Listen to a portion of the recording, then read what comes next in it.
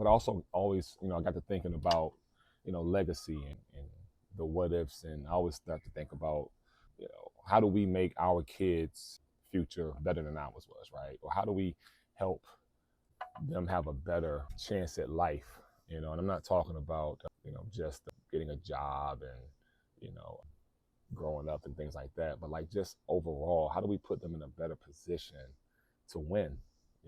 We can't, as African Americans, we can't keep making excuses about it not being a level playing field when the tools and the opportunities are out here for us to close the gap and for us to create our own or your family's own financial legacy, right? And also create wealth within your own family circle.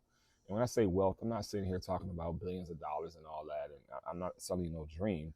What I'm talking about creating a banking system where you can kind of control the narrative in terms of having these opportunities versus having to go into debt for these opportunities, right?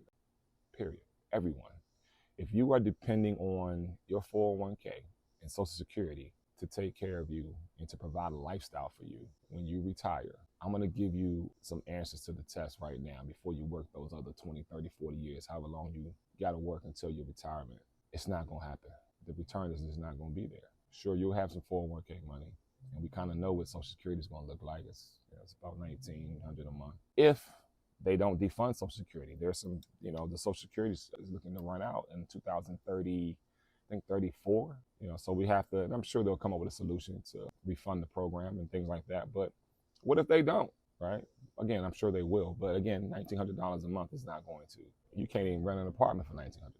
At least you can't rent an apartment in the area you want to live in, right? And then your 401k situation, that just kind of is what it is,